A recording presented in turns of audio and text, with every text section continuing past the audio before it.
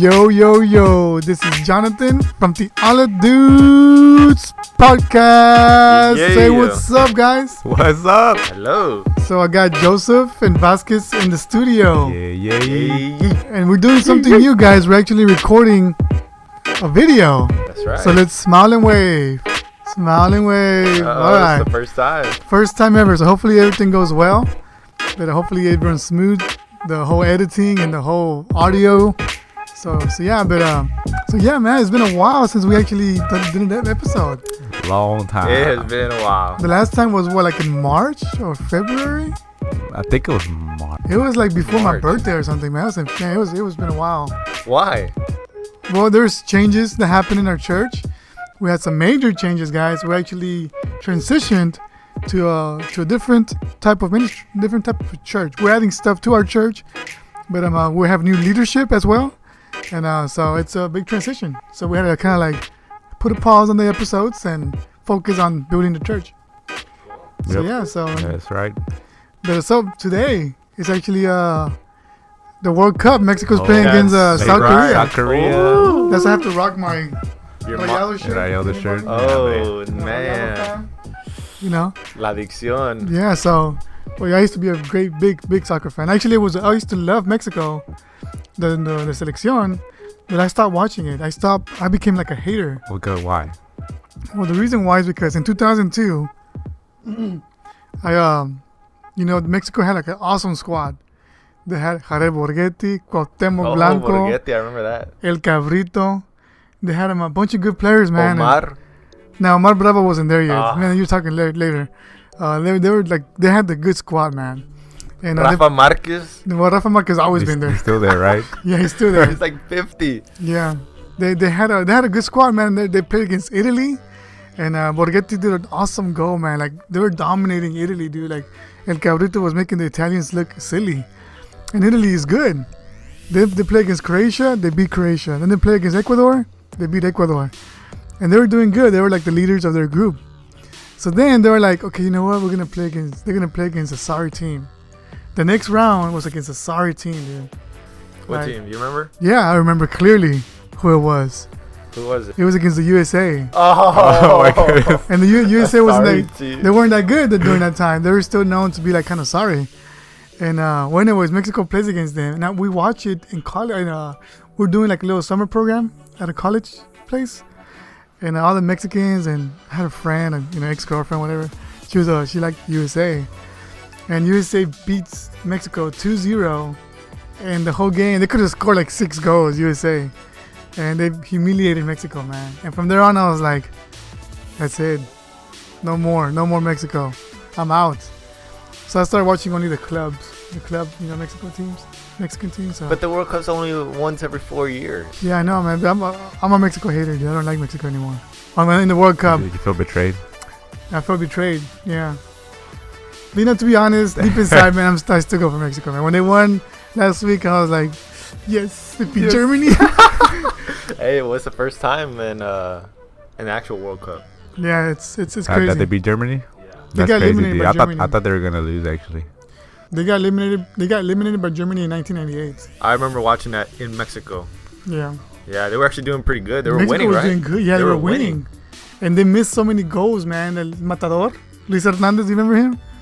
El Matador, he missed the goal. He hit the pole. Man, Mexico was playing awesome. I Dude. think Omar Bravo was no. Nah, still? man, Omar Bravo was like in 2006. That was like in 98. There was somebody short that was a right forward. I remember that. There's maybe a that lot. was El Matador. There's a lot of Mexicans that are short, man. They were short back I think then. they're all short. But anyways, we're Still. doing the episode early in the morning Yeah. because we want to go home and watch the game. Well, looks like we got an hour. We got it's 9 o'clock. Yeah. Oh man, we won't be able to finish. Oh Nah, we should be no. able to finish. I Yeah. think we should be okay. But yeah, so what's up, man? What's some updates?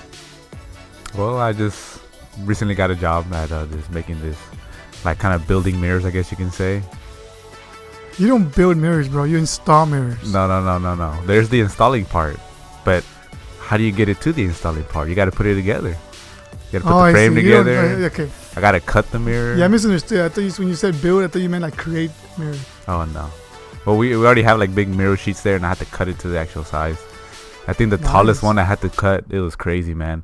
was like almost a 9-foot mirror. Oh yeah. I had to pick it up straight up, like standing, and put it into the frame. Oh wow. That's a pretty Were you challenging. scared to drop it? Nah, not really. But it was kind of like dancing, you know, because it's so long, it kind of like wobbles back and forth, kind of dances. What if it falls on your head? It's probably gonna break first before it falls on my head. Wait, so if I want to have like one of those stand-up mirrors where it's like it has like the half hexagon and view, and you stand like on the stand, you can build me one of those. Half hexagon. What are you Yeah, talking like about? 3 sides, 3-sided, like a mirror in the front and then 2 on the side, but they're together. Oh, vertically. like the triple. The triple, I guess. No, we don't have that there. Yeah, but can you make one? We can make each one individually, and then you can put it yourself together. Oh, whatever, okay, I you- guess. whatever your mind imagines, they're able to create it. Dude. Wow. If you want a Pokemon-shaped mirror, they'll create You know, it. actually, they do shape mirrors. Yeah, so you want a little Pikachu mirror, they'll create it. That's crazy. probably pretty hard, though. That's pretty cool. What about you, Joseph? Anything new with me? Yeah, I know it's your life is not so adventurous as it used to be, based on some stories that I've heard. Now that you're a Christian, now you're boring. But No, I mean, I've got an opportunity to be able to visit you guys over here at the new location. So that was pretty cool, just being able to see a different environment, as well as I went to San Antonio actually for the Republican convention. oh, that's right. So that was pretty cool. Oh, yeah. See, there was confusion on our behalf. I thought that today's episode was going to be on limited government, and then I was going to use that I know. story about it. But it's actually going to be a different topic. But anyway, share your story, man. But yeah, no, I got to experience that. It was the first time I go. Hearing the different laws not want to say ordinances. What? Oh my goodness, The way you do things, like the way you bring yeah, up laws, the way you order, what are those darn rules? Robertson's rules or whatever. Using those things and At least stuff. say hi to the camera when you I stand know up, man. Vasquez came over here to help fix my mic over here. It's pretty Man, cool. dude, the camera can see me. I don't have to say hi. I already said hi. But yeah, no, Robertson's rules of whenever you're in that setting. You know, the Robertson's rule is actually based on a Baptist type of government. Oh, really? Yeah, that's what I heard. That's what I heard. He's like, you know what's based? That's what I heard. That's what I heard.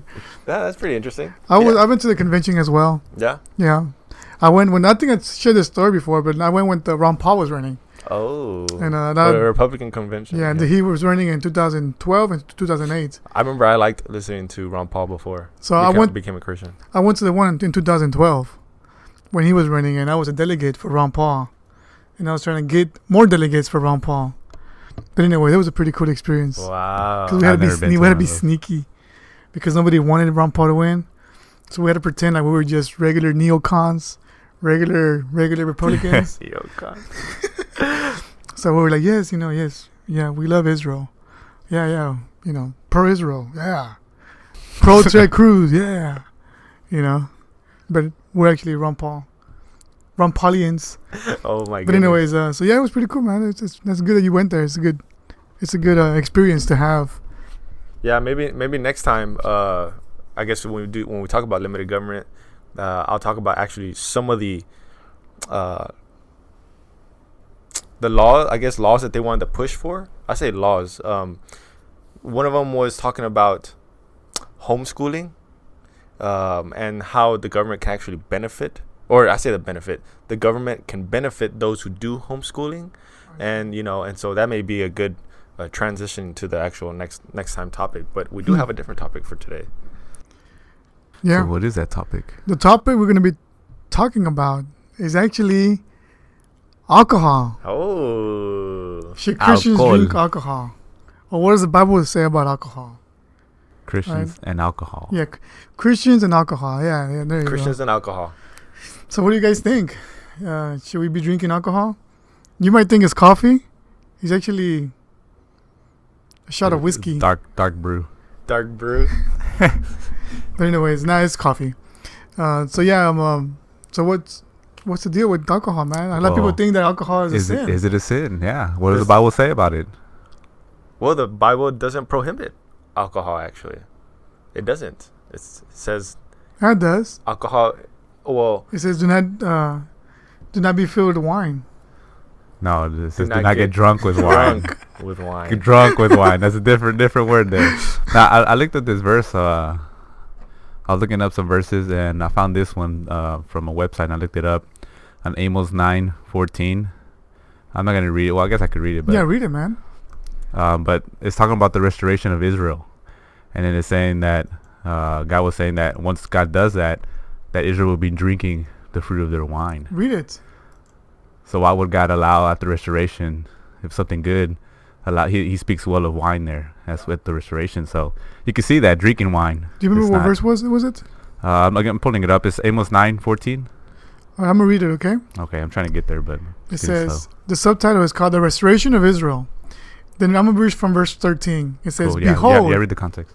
Behold, days are coming, declares the Lord, when the plowman will overtake the reaper, and the treader of grapes him who sows seed, when the mountains will drip sweet wine, and all the hills will be dissolved.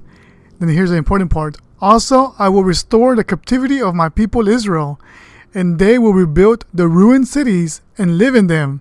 They will also plant vineyards and drink their wine, and make gardens and eat their fruit. There you go. Drink their wine. Drink their After wine. the restoration, once God is restoring them, and then God's saying that they will be drinking their wine. Now, of course, the whole word wine, people can argue that it's not fermented, that it's non-fermented. And we're going to talk about that one a little bit later on as we go on. We're going to show some verses where it does talk about drinking wine and about strong drinks. So that's Amos 9:6. 14. I'm sorry. Oh, it's 9:14. Sorry about that. Ecclesiastes 9:7. There's an affirmation to it as well. It says, "Go then, eat your bread in happiness, and drink your wine with a cheerful heart, for God has already approved your works." So apparently, there was like a type of blessing here, with God approving some of the work that man has done, and He says to drink the wine, basically enjoying the fruit of your labor. Of your vineyards and stuff like that. So that's pretty interesting. Also, Psalm 104:15 says, "And wine which makes man's heart glad, so that he may make his face glisten with oil, and food which sustains man's heart." So in this whole little process of the different blessings of food, of oil, there is wine as well, part of the mix. So it's pretty interesting. There's affirmations. There are some limitations, I guess, with alcohol. Of course. We're going to talk about those too. I want to read this other one. It's on Deuteronomy 14:23, all the way through verse 26. It says, "You shall eat in the presence of the Lord your God, at the place where He chooses to establish His name, the tithe of your grain, your new wine, your oil, and the firstborn of your herd and your flock, so that you may learn to fear the Lord your God always." Now check this out. "If the distance is so great for you that you are not able to bring the tithe, since the place where the Lord your God chooses to set His name is too far away from you, when the Lord your God blesses you, then you shall exchange it for money." So they're going to exchange all those things for money. And check this out. "And bind the money in your hand, and go to the place which the Lord your God chooses." Now here's the important part. "You may spend the money for whatever your heart desires, for oxen, sheep, wine, strong drink, or whatever your heart desires. And there you shall eat in the presence of the Lord your God, and rejoice, you and your household." So it mentions wine and strong drink. Now this is what John Gill has to say about that. So it's not just my opinion. All right, so it says, where in a section where it says for wine or strong drink, this is what John Gill says. It says, quote, "To drink with his food, whether wine or any other liquor." Liquor. A strong drink is referring to liquor, okay? So some people might say that wine's grape juice or non-fermented. A strong drink is liquor. And then he quotes from the Targum, which is a Jewish book. It says that the Targum of Jonathan says that that liquor basically is made out of honey. And it was things that made you drunk, wheat and barley. So strong drink are things that were not just things that you just drink like grape juice. It had the potential of getting you drunk. So strong drink is talking about liquor. Now, of course, the Bible does condemn getting drunk. And again, we'll talk about that a little bit later. So we see it's pretty clear that drinking wine or drinking alcohol, liquor, strong drink, is not necessarily bad. God's actually telling the people to rejoice, to have these drinks in His presence. All right. And but yeah, another passage is in the New Testament, actually in 1 Corinthians, when the Lord's Supper is actually with wine, right? And what happened in the Lord's Supper when they were abusing it? Do you remember? I do. I just remember that some people were going to sleep. Going to sleep. Put it in. I mean, alcohol does make you sleepy. A euphemism, they're falling asleep. How it said. Yeah, they were abusing it. I forgot what it abusing said, the though. Lord's Supper. Some were going in hungry, and then just eating it without having a reverence Is that to what it. you're trying to point out? Yeah. So, but I think the drinking part of it, well, some people probably were drinking it, and they were taking extra gulps that were not necessary. Yeah, they were taking advantage of it, and they were drinking too much when they should have, and they were getting drunk. Do you remember what verse it was? Yeah, it's 1 Corinthians. The verse, let me look for it. I think it's 1 Corinthians 15. We'll find it right now, but let's talk about. Yeah, but maybe we talk about the extreme views. So some of the extreme views, the two extreme views, is like where you put the limitation in drinking any alcohol or even looking at it, getting close to it. I remember I heard it one time back in the day. Is like I won't even, like, Hispanics. Some Hispanics, in order to tenderize the meat, they'll actually put alcohol or a beer on the actual meat. And so I even heard it one time, long time ago. It's like, there was an individual who would not even eat that type of meat because it had alcohol in it. And I think this probably has a lot to do with the influence of back in the day with the fundamentalism, Southern Baptist type of influence, where a lot of times they put this great limitation to, and they'll appeal to passages like in Proverbs where, do not stare at it as it, goes down and it sparkles and stuff like that, and all these other things. So that, I think that's one extreme view. I think the other one obviously is where you take the freedom, the Christian freedom or liberty, and you abuse it. So the abuse part of it, where you're just, getting drunk all the time. So I would say those are the two extreme views.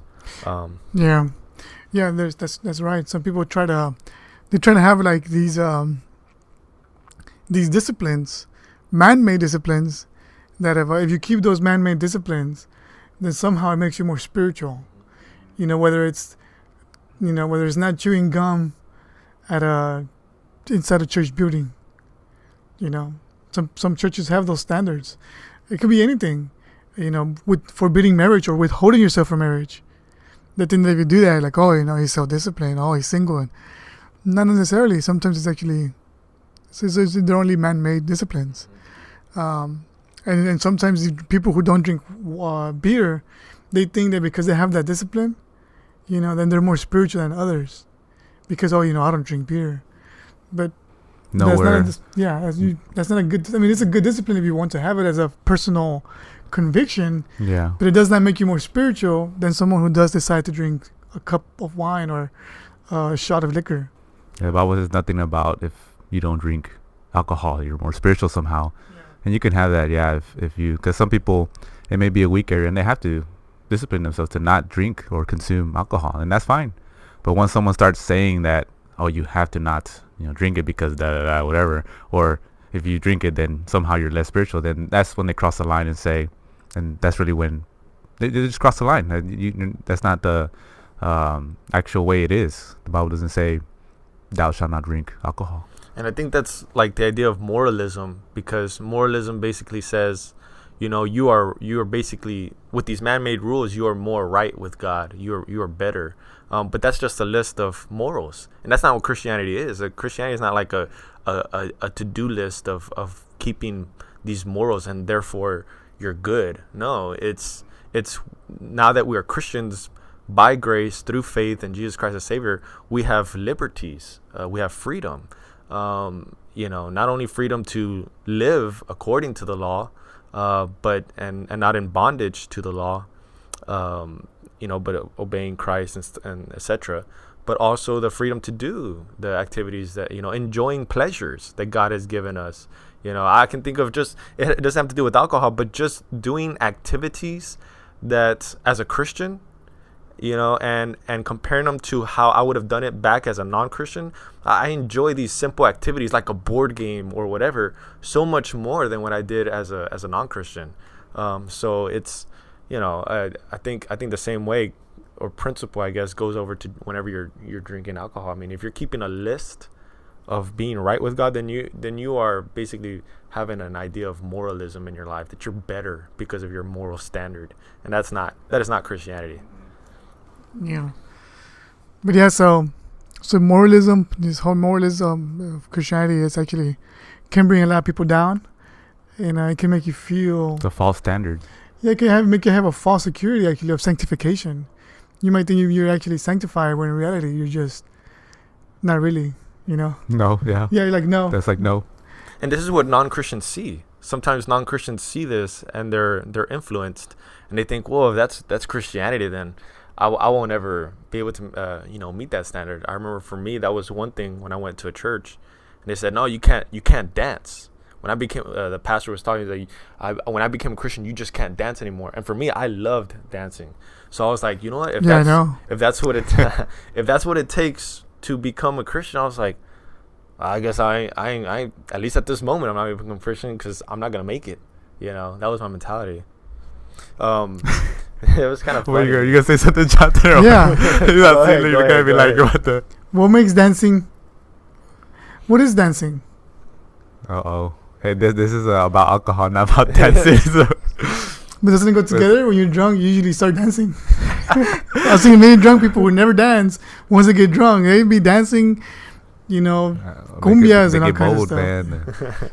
Man. But there was a story, speaking of moralism, with R.C. Sproul, actually, where he was with like a person, a sponsor, I guess, in a way. And it was like him and his staff and the individual the host, who was, I guess, sponsoring the thing, had some waitresses, and the waitress asked, who would like a cocktail or a drink, and a woman, one of the main ones there was a woman, I guess, put her glass upside down, says, "Oh no, we don't drink. We're Christians." And R.C. Sproul was like, "Well, in that case, give me a bourbon or something like that." Which is that? It's the one that never freezes. Yeah, and he's basically showing, like, just because you're Christian doesn't mean you can't drink. It's not like a moral stand, like, oh, we're Christians, so we don't do this, we don't do that. Nah, it's ridiculous. So, I think that was just an interesting story. Yeah, I mean, what if somebody goes, man, guys, you just want to justify yourself? It's just your sinful nature trying to justify it. You guys just want to drink, so you're trying to use verses just to justify your sinful pleasures. That's why you're doing this. What would you say to that? I'll say, Because that's what I've heard people tell me. I'll say, I believe that I should guide my life by the Bible. If you can show me a verse where it says I should not drink alcohol, and I mean drink, not get drunk. I mean drink alcohol, then. So you make a distinction between drinking and getting drunk. The Bible makes it. Yeah. Oh. Not me. The Bible. That's where I got it from. I'm not saying it. The Bible is saying it. The Bible says. That's good. That's your interpretation. Aren't you saying what the Bible is saying? Well, yeah, that's what I'm saying. No, but yes, that's good. Making that distinction, man, because that distinction is actually very important. Yeah, because Ephesians 5:18. That's one of the for our scripture memory we have says, "Do not get drunk with wine." Drunk with wine. This is, do not drink wine. Do not get drunk with wine. So it's important to make that, to see how the Bible puts it, and that's how the Bible puts it. Yeah, the Bible is actually very strong against getting drunk. All right, so there's a big distinction between drinking and getting drunk, guys. So getting drunk is really basically when you stop using your mind, when alcohol affects your mind to the point where reality becomes distorted. So is that when we know that we're drunk? That's one way. Another way is your intellect is not the norm. All right, so there's some people who are just slower, but that's their normal state of mind. So if they're drinking and it becomes even slower, then you know that they're drunk. See. Like for example, like some people are just not witty. Doesn't mean they're drunk. you might be wittier than them, but if that person that's not so witty starts drinking, then they become even Unwittier. unwittier. Yeah, Whittier. and you might drink and you might become as witty as them in their normal state, but you're still drunk because you've lost your normal state of thinking.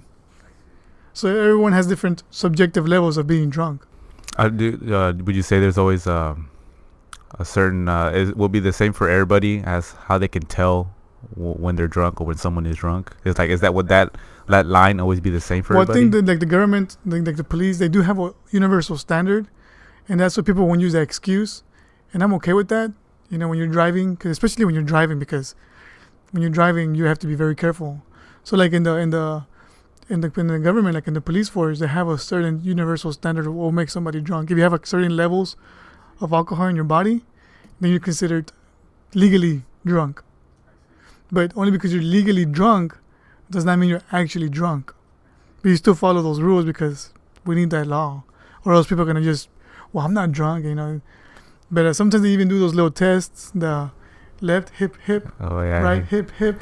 I've never even heard You of ever that. seen that? I haven't heard of the hip Yeah. hip part. No, it's a You ever seen video. that? It's a Nah. video. Touch your nose and do like a spin, and It's a video. I'll put it down in the reference so I can watch it. It's a funny video. It's by I I've think never Reno seen it. Reno 911. Oh, okay. I've You seen seen that one? You seen that video? Okay, but well- I haven't Oh, seen dude. the video though. Yeah, it's pretty I've funny. seen different episodes. But anyways, so everybody gets drunk in different ways. Some people get drunk with one shot. One Oh, shot of yeah. Long Island, they're already all drunk. Some people have different. They have different level or.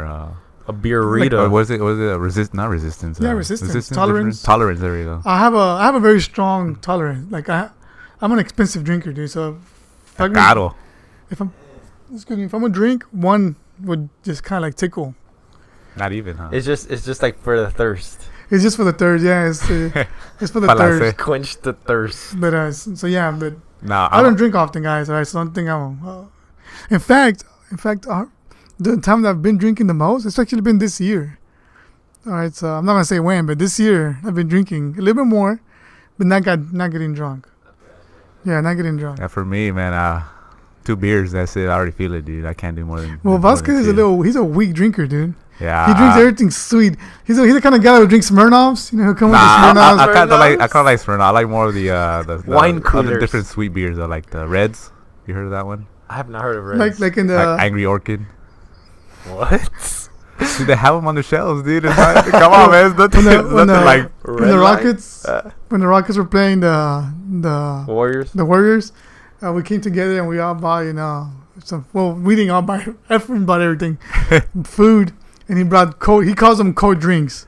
He's That's like what he for has. some reason he doesn't want The to say cold beer. ones. Like for some reason when he says beer is like it's like the what you even call it? The taboo. It's a taboo, It's you know. So he taboo. says the cold ones. Because one time he was like, "Hey, do you want a cold drink?" I was like a Coke. Diet Coke? he was like cold drink. I was like, I don't get it. He was like, beer. I was like, oh yeah, in that case, yeah. Bring me 2 That's funny. micheladas, Modelo ones. Anyways, Oh wow. Ahí está, yeah. but so we There were it we is. were watching the game and we bought food and beer. And we were all drinking a Corona, and this guy comes with like this kickstart. No. Beer Kickstart. thing was sweet, man. I was like, what the heck is this? It tasted bro? like Get this out of my face. it tasted like red wine, dude. It was pretty It tasted good. like man. Red Bull it tasted like Monster with like a shot of alcohol. This one was it was called Reds Wicked. That's what it was called. It's pretty good. It's sweet. To me, it reminded me of red wine, and I like red wine, so You I'm like a the I'm a red wine the drinker. bitter, nice and bitter taste. the sweet and bitter taste. It has to be Okay. sweet and bitter. I have to And then taste both. Huh. Last week I bought a bottle of Jose Cuervo and a margarita mix, and I mixed some margaritas, and I mixed more sweetness than actually no. I put 3 shots of Jose Cuervo and the margarita mix. Mixed it up. I drank it. It was good. Brandon drank it. It was good. It was pretty sweet. Not too sweet, but it was kind of like sweet. And then he drank this. He drank it. And he was like almost like, like really, dude? Like, it's not even that strong. To me, it was pretty He strong. didn't want to drink it. Yeah. But, But you made me when I ended up drinking it. But it yeah, wasn't, forcefully. Nah, I enjoyed it after. Well, okay. Well, that basically goes into the idea of like, what about drinking around what the Bible would say the weaker Christian. There's like that principle where it talks about the weaker Christian with the meat sacrificed and etc. What would y'all do with a person who believes drinking is sin? How should we respond to that kind of thing? Well, I'll start out by not drinking around them. I'll make sure I don't until I actually talk to them about the issue, about alcohol from the Bible. Yeah, I wouldn't drink. I wouldn't drink in front of him. I don't want to cause him. I don't want to cause him to stumble, and I respect his views as well. Like if somebody tells me that's his views, I respect it. I will not try to, like I said, cause him to stumble. So I wouldn't do it. I would I'll refrain from it because I want to show my love to him. So if somebody does, like if you don't think it's right, I wouldn't drink in front of you. I'll let that go. There's more. My love for the person is more important than this dumb little drink. So if let's say we have someone like that, right? And let's say we talk to them about it, whatever, but they still hold the view. What would y'all do after that? I still wouldn't drink it. I still wouldn't. At least not around him. Around the individual. I respect his views, even if I show him through the verses why, then I still wouldn't. But I probably wouldn't invite him either to too many parties or damn parties. Not too many parties. We don't party that much. Man, we make it sound like we're like these party animals. Nah. It's not party. It's like gatherings. Gatherings. Yeah. But with fellowship, hanging out in moderation. But even in our gatherings, we don't even have drinks. The only time we have drink is like when there's like the game. Yeah, it's very rare. Rare. We don't really have that much. So we don't drink, guys. We don't drink as much. All right. Yeah, so we don't want the audience to think like, oh man, these guys saying that they're drinking every week. No, we don't drink every week. No, just every other weekend. If I do drink more, I drink more privately, not in front of people. But even then, I still don't drink that much.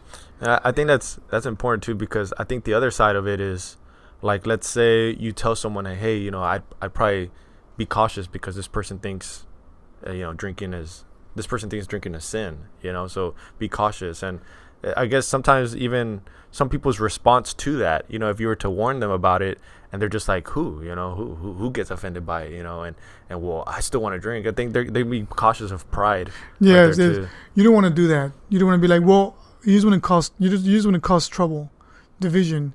So some people might do that, like, oh, really? So they purposely drink a beer just to show off their liberties. And that's not right, guys. We should not be trying to show off our liberties.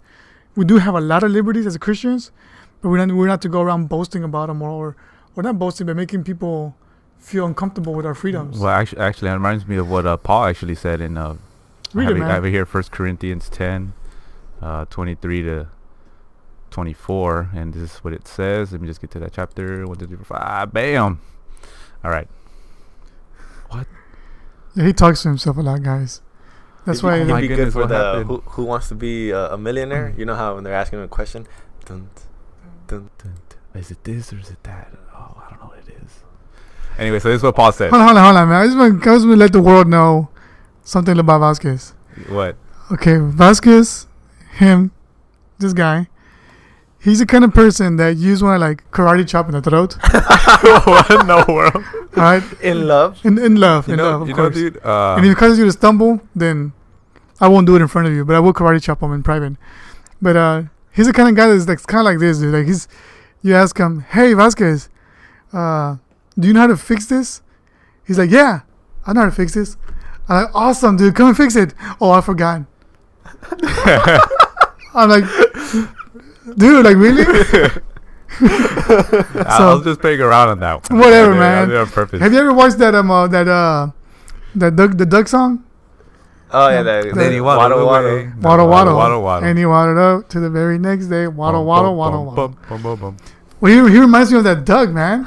For some reason. The troll Doug. Because I showed that Doug to you, dude. That's probably why. That's probably why I showed. But anyway, he's like those subtle trolls. See, I'm a troll, but I'm like, I'll let you know I'm a troll. Like, here I am. Here's my face. I'm a troll. Up in your face troll. Up in your face troll. He's the kind of troll that's subtle troll, like that. I'm friendly, smiley face, but then he takes out the mask. I know you, man. I know you. Anyway, so this is what Paul said about our liberties and this idea we have with drinking alcohol. Say this in 1 Corinthians 10:23. He said, all things are lawful, but not all things are helpful. All things are lawful, but not all things build up or edify. Different translation, I think. And then 24, let no one seek his own good, but the good of his neighbor. So there is, we do have liberties. But it says that all things are lawful. Not, of course, not sin.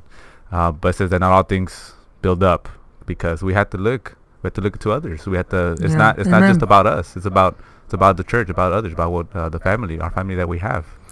Yes, that should be our number one concern, guys. In the encouragement of others. And if our liberties, cause that person to stumble, get mad, or not feel uncomfortable, or do things without faith, then we actually are the ones sinning. We're the ones actually committing the sinful acts. Now, how about this? How about this weaker Christian, we would say, comes to your home and you want to actually drink wine? What then? I mean, what do y'all think? I mean, if I know that he stumbles with the area, I still wouldn't do it. Yeah, I would refrain.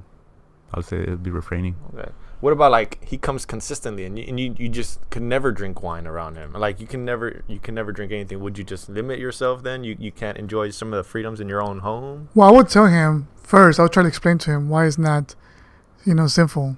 Well, why it's actually a good thing even sometimes. And if he still thinks it's a sin, then I probably wouldn't invite him as much to the house. I would invite him, of course, but I wouldn't invite him as much. But I still will keep it away because I still don't want to cause him to stumble. Because he still might be convinced. Even though I believe our interpretation is the correct one, he might still believe that his is the correct one. And I don't want to cause him to stumble in that area. So I'll still refrain from it. Now, there are points where I would still drink it. And I think that's like in the Lord's Supper. When it comes to the Lord's Supper, I do believe it should be wine. We do a grape juice. We've been doing a grape juice, whatever. But I think even in the Lord's Supper, it should be wine. So in there, I would drink it even if it causes him to stumble. Because that's God's ordained. The ordinance is with wine. So. I had something kind of almost on the same lines to see about this. Let's say we're going to have like a get together, right? And everybody, well, actually, I have to have a pre-question first. How do we know who should or can drink? Is there an age that we should look to? Is there a standard that we should have, or can anybody of any age drink? So you're saying like little kids? Like in a 12-year-old drink? I don't want to say little kids, but like a 12-year-old? What? How do we determine at what age someone can drink? 12-year-olds. Okay. If he's gonna drink the Lord's Supper, then if he's made the confession of, here goes the credo, and the if the little kid, has made a confession of faith, I see. Then he should be drinking wine. Now, what about at least in the Lord's Supper? Excuse me. What about apart from the Lord's Supper? Then if he can drink wine in the Lord's Supper, then why not wine somewhere else? I see. So what if someone says something about, but the law of the land says 21 or whatever age? Then you follow the law of the land, except for the Lord's Supper, because there's a higher ordinance. Yeah, that's a higher. I see. There is even with the law of the land, I think there's like when you have consent or you're with your parents, I think then. And in your private home, I think it's okay. I see. So now I was thinking we're not sure about that. So we're in Houston, Texas. So I know laws changes. So I don't know how it is in Houston, but I know I heard. Sometimes hearing is different though, man. Because I heard that you can go above the 5 mile speed limit. Nah, that's not true. And I don't think it's true. That's not true because someone actually got stopped for that, and then the police were in the right. So hearing about the law is different than actually knowing the law. But anyways. So now with that, let's say we had a get together, right? Hold on, but we are gonna be talking about laws and government next week or next episode. All right. So even though the law says 18 or 21, I don't agree with the law. I don't agree with any of the laws the government says. All of them. I don't agree with the seatbelt law. I don't agree with the taxes law. I don't agree with practically any law. But jaywalking. Dang, this guy is tyrannical. Anarcho-capitalism. Murray Rothbard. Shout out to our dead friend Murray Rothbard. But anyways, so let's say I want to clarify. I am not an anarchist. All right, I was just playing. Yeah. I'm a minarchist. Oh my god. Yeah, I heard him talk about that. That sounds like a good idea, man. I thought it was. Okay, I'm well, anarchist. Well, next talk about it. episode, Well, next episode we'll talk next about that, episode, though. my job is to convince all our listeners to become And Reformed Christian libertarians. I took a class in economics, so it kind of made sense with me. I agree with what Jonathan was saying. So All right, there you go. Oh So man, you've been brainwashing this man. nah, no. I've been true. persuading y'all, not brainwashing. Brainwashing has a context where like you put somebody on the TV and you repeat things over and over, and they're like, "Oh, I'm not doing that to you." Repeat this. Repeat this. Repeat this. Write it No. down. It's more like using logic, persuasion, and charisma. All right, so now this. play the So part. back to the thing I was trying to get to now. Okay, Back back to to the the thing. topic. Okay. So What was the topic again? 'cause I asked about the age, Oh yeah, drinking, beer whatever. has a topic. But now, whatever. Let's say we're getting get together, right? Yeah. And let's say it's all guys, whatever, or girls, whatever. I don't care. That's not the point I'm trying to make. But anyways, we get together, and we're gonna have some alcohol there. But let's say there's some people that are coming that are under the age of the legal age. Should we still drink if they come? Yeah. Okay, so now let's say if they want to drink, would allow them to drink still? No. Or, Because it's against the law. okay. Now let's say it would be different if this person had a problem with drinking, right? Okay, so you're saying, so we're like, let's say we're in a party, right? Yeah. And everybody in the party is okay with drinking, they don't think it's a sin. Yeah. We all have a clear conscience, Yeah. right? Yeah, let's say even the person who's younger is okay with that. They understand that, Okay. but they're underage. Yeah, so he can't drink. Okay. That's it. Yeah, that's pretty much all I was wondering. I'll give you another scenario then, since you created this one. Okay, let's see. Okay, let's say you're in a party, and everybody has a clear conscience. It's a bunch of Presbyterians and Reformed Baptists in that party, and they have a clear conscience on drinking. And then let's say a Southern Baptist comes in, a regular fundamental, evangelical, King James only. Oh my goodness, dude. This the is scenario Baptist. unrealistic. I appeal to No, the just scenario. the Baptist guy. First you know. I'll be asking Okay. who invited this guy. I know, for real. He's like, follow up. A King James only Baptist, and he believes it's a sin to drink. He comes in to the party. What would you do? We walks into sinners drinking What would everybody you in do? his eyes. I had my drink. Hide everything. Hide everything really quick. Or drink everything quick. Ahí viene. Change the labels. What would you No, do? I'm just kidding. I'm just kidding. They're just root beers. That's all they are. So you lie. Okay, so you lie. Nah. I continue. Just doing what I'm doing. I mean, he's the one already invited there. I guess, however way he got there, he was invited. So He should have known that there was gonna be beer. Yeah, I'm sure. I would have. If I invited him, I would have told him, hey, there's gonna be. there's gonna be some drinks there. So Yeah, I mean, But then I don't know if Yeah. I would invite him if he's not okay with it. I see. That's good. I just want to know because your scenario created a scenario in my head. Okay, there you go. Anyway, so yeah, but there's actually people who make arguments that wine is actually non-fermented, meaning it does not have the potential to get you drunk. There's very little alcohol to very little it, alcohol content. where it basically becomes like grape juice, yeah, very diluted. very diluted. There's people who believe that there's supposedly evidence, right, of like Jewish archaeology. Yeah, Jewish Like John archaeology. MacArthur's a big proponent of that. Sorry, he's in favor of that. That the wine had very little alcohol content in it. And what would you say to that? I mean, I thought it would be weird that Paul would say, "Do not get drunk with wine," because they'll have to drink a lot of wine if it's only like very small amounts. I mean, I guess they drink so much, but Yeah, they have to drink like barrels. Yeah, and man, there's command for even individuals to not get drunk. So I mean, how much are they actually drinking? yeah. If it it, specifically says it with wine too. So So, even they if- want to say wine is a little bit. so even if it was a little bit of alcohol, guys, this is the thing I always kind of not get confused, but even if it's just a logic. little, it's still alcohol. Yeah, Right? It's still alcohol. The reason it's even if it's like 1% of alcohol in the non-fermented wine, it still contains alcohol. And if it says because it's very little, well then why do you get drunk? Why is there so many warnings on wine getting drunk? That means that whatever percentage it is, there's still alcohol with the potential of getting you drunk. that's true. So if you take 10 cups of wine and get you drunk, or just 2 cups of wine and get you drunk, Stay the end same. result's still getting drunk. So I just find the argument to be kind of like silly, because it still has the potential of getting you drunk. Again, whether it's 3 gallons of wine or just 2 cups of wine, both of them have the same results. And God tells us that getting drunk is a sin, not drinking those things. So if your body can take 3 gallons of wine without getting drunk, then hooray. If you can only take 2 shots or 2 glasses of wine, then hooray. Why did I say hooray? That sounds so white. I don't know. That's the first time I ever heard you. First time I ever heard you say that, dude. Ever. I don't think I ever heard you say hooray. Oh, yeah. It's because I gotta show off to our white audience. White audience. Even though there's probably not that many white audiences. Oh my goodness. No, it's okay, not. No, it's a very, very, very, very light brown audience. Oh, that's right. The less less melanin Or what is it? melanin deficient. melanin. Melanin deficient. Yeah. Sounds kind of bad, huh? Like melanin deficient. Like They're lacking you're something. lacking something. Lacking. Like, no, that's what Ken Ham said.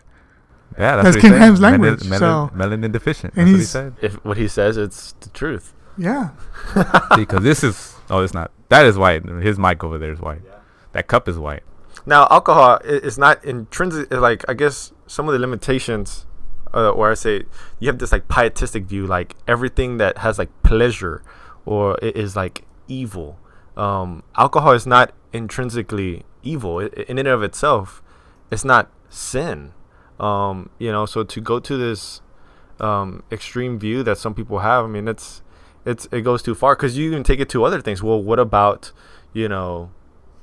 sex or stuff like that? I mean, there's no restrictions to it, and I think that's a point that needs to be clarified as far as what the Bible teaches, because you want to do this, it does become going back to moralism. It's like you're making up the standard. Yeah, there's like this dualist view, like from Plato, where like anything that brings pleasure to like the body, then it's sinful because the body is bad.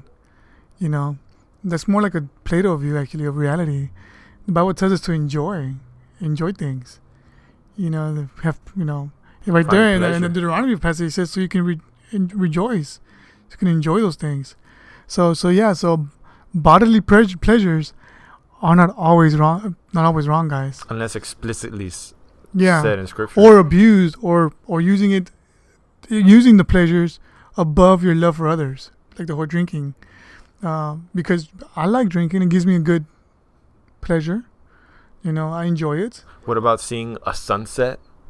That brings pleasure. That brings pleasure To the mind, Yeah. not to my, body. Yeah, to the I mean, mind. So yeah, but you get the point. Yeah, I understand. So pleasure sex is good. In its context. of course. Mhm. Yeah. What other things are good? Sleep. Sleep is good. Sleep is good. pleasurable, man. When I'm tired and I sleep, oh man, you better You lay believe it down, feels yeah. good. Just laying down is pleasurable. Oh, laying down too. So yeah. anyway, so people think that if you have bodily pleasures, then it's wrong, and I mean many of them are wrong. I mean, like drugs, of course that one's. Well, what kind of drugs, right? Yeah, we gotta talk Because Coffee, a drug? because there's some drugs that are actually good. about A killer headache. You take a drug, it brings pleasure. Take Tylenol, and your headache becomes now no longer a headache. If you take too many Tylenols, it'll be your last headache. Your last headache. You're gonna feel nothing at all. You die. But anyways, so there are some even drugs. Even the whole topic on drugs, you gotta even clarify and make distinctions between drugs, because not every drug is bad as well. True, I believe. Weed it, yeah. is not bad. What? Maybe that's Man, gonna be there's like a- quite- that's You say gonna it? be Yeah, a look at topic. me like- That- like- that you may know be- right there, that may Yeah, be look a at me like future- if I said something like ridiculous or something, man. No, you only looked at Vasquez's face. What did you? How was your face reaction? I was like this. Show the camera. That's funny. So anyways, we'll talk about that Maybe another day. next time. episode, because it goes to limited government. Oh, we might. Okay, yeah. I guess we It can goes to talk about it. libertarianism, because I have a confession to make, guys. I have to, here I think it's a good time to confess this. All right, To be something dumb. I'm gonna come out of the closet. Dude. I'm coming out. Saying what? Enough, I should, man. We'll save it for I next know. episode. Coming out of the I'll- closet usually has a connotation where like you're gay. You calling me gay? No, you call yourself gay. No. Could you say? I'm coming out of the closet. That's usually what I understand when people say that. I know, but I didn't think you meant that though. I'm just saying that's what I hear. Well, because you have a perverted mind. How it says in Titus. I think that's usually how people use it in our culture here. Now, I do have a confession to make. I'm a libertarian. You know, to me, I don't think you understand. I'm like libertarian. Nah, I don't see what he's trying to get to me here. I see no. Maybe I don't feel the weight of it yet. Maybe because he hasn't said nothing else. Maybe because you've been around me too much. But to those who are extreme, who see me as a registered Republican conservative, because I am registered Republican, I am not a Republican. All right, that's my confession. He's infiltrating to influence. I have infiltrated before the Republican Party to vote for libertarians. That's my confession. Oh my goodness. That's funny. Not all libertarians, because some libertarians are wackos. I'm more of a Christian, reformed libertarian, which I do want to recommend a website for you guys to know a little bit more about me or just about my views. It's called reformedlibertarian.com. And that's with CJ Engel, Brandon Adams, and Bionic Mosquito. Wow. I recommend that website for you guys. It's actually very good. It talks more about the whole libertarian guys. Yes, I am a Christian conservative, fundamental. I believe in the Bible, every single word in it. I believe it. I'm in my apologetics, I'm a Clarkian. I love presuppositionalism. I love the Reformed tradition. And but I am a libertarian. I am not a conservative Christian. I'm a classical liberal. But anyways, so that's my confession. That's me coming out of the closet. And if you thought me coming out of the closet was talking about something gay, then you have to work I didn't think of that. You have to work in the way you think. Let me read a verse for you guys. I didn't think Let me of read that. a verse. I think calm down. Dude. after the verse we'll be closing, I guess. What is he trying to get? But anyways, so what's do you agree with me that libertarianism is like the best way to go? Well, I can't say I know enough to say. Why not? How come you just can't agree with me? Because it's not like that. But no, I'm trying to look for the verse, but I can't find it. Okay, so let's just go. Be libertarian or what? Huh? Nothing. Oh, here it is. It is for Vasquez here, right? It's Titus 1:15. All right, it says, "To the pure, all things are pure, but to those who are defiled and unbelieving, nothing is pure. Both their mind and their conscience are defiled." All I said was just coming out of the closet. That's all I said. All right, and he took it as something as defiled. So, anyways, Do you really have to say all that? I didn't think that's what you meant. Huh? I didn't think that's what you meant, though. All right. I'm just saying. I just wanted to throw it out there and say. Anyways, let's get. All right, I can see Joseph wants to go back on topic. I know, right? Yeah, he's looking at this like, what in the world's going on over here? So I guess we're gonna start closing. I guess because I mean that's basically, unless you have other comments as far as on alcohol. That's it. I mean, there are the two extremes. There are the arguments against it. The two extremes. Let's repeat them. The two extremes is the one they want you to abstain from alcohol completely. And there's the other extreme where you want to drink alcohol every single day. Not caring, alcoholic, possibly. Not even caring about other people's conscience. What if someone drinks alcohol very often, like maybe let's say 3 times, 4 times a week, maybe let's say every week, but they never get drunk? Would that be bad, or is that? I wouldn't say if it's not against his conscience, it wouldn't be bad. But again, what I mean, we mean by drinking a lot means to the point of getting drunk. And not even caring about other people's conscience. There's that extreme where, like he was mentioning, a guy, he thinks drinking is a sin. Oh, really? Pours it, right in their face, drinking. That's the other extreme where we got to be careful with that. I think just, I mean, in closing, I guess there was just this point where some pastors actually say, well, we don't want to give a bad appearance. I think there's a passage, I don't remember exactly how it goes, but basically dealing with a good reputation, having good reputation, not allowing others to stumble and stuff like that. So it is best that we as pastors refrain from drinking for the sake of others and stuff like that. Now, I guess to a degree, I agree that we should seek the best interests of others. Yeah, we should.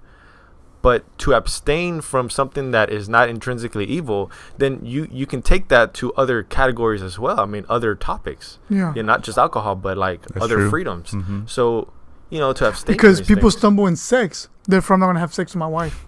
Yeah, I guess Yeah, That's what it that seems would like, be right? right. Yeah. If people, because people have sex problems, they have a lot of sex problems in our generation. So because of that, should we not talk about sex in the Bible? Should we not talk about the freedom that we have in sex within the right boundaries? People always on. Or You just know? enjoying other pleasures in general. People always on the phone so much that it destroys their relationship. Therefore, I will not have a phone. Okay, look, Yeah. that's actually a good example. Like, there's access to pornography, for example, off of your phone and stuff like that. So therefore, you cannot use the phone because you don't want to give the perception of evil. You don't. I forgot the passage. I know the passage that deals with. I don't know what you're talking about. I don't know. remember. the Do you remember the gist? But I do know this, and if they read their Bibles, they're gonna see that the Bible talks a lot about drinking wine, and like we just read some passages. So even if we refrain from it, God Himself has told people to drink wine. Yeah. He told Timothy Yeah. to drink wine. There's affirmations. Yeah, that's true. The Lord's Supper Yeah. is about His wine. Deuteronomy 14, we talked about enjoying wine and strong. There's many other verses, guys. So all they gotta do is Yeah. read their Bibles. Was God being unwise? Was He not refraining Himself from letting people? Was He causing them to stumble? Because God told the prophets to put that in the scriptures. So was God, causing people to stumble by doing that? No. No. So when we do those things, I don't think it's. But anyway, I see. That's a good point. So that those two extremes. Then we have the arguments of non-fermented and fermented. The weaker Christian and how to deal with that. How to as deal- a principle. Yeah. But yeah, so anyways, guys, we did talk a lot today. A lot about random things. But anyways, Yeah, I mean, yeah. we have to go already because we got to watch the game. Yeah. Right, so If people have questions or comments, please feel free to leave it. If you have suggestions on topics, maybe a random topic that you want to hear about, Yeah. please feel free But to. you know what? let us Even this, you already know. If you listen to this, what the next topic is, you can even ask us a question. Maybe we'll see it there. Maybe we can answer it during the podcast. so let's do this, man. And so anyway, so say bye to the people, man. To the Lou guys. Chunk it. Chunk Bye. the- Just remember, Mexico's gonna win today. 2-1.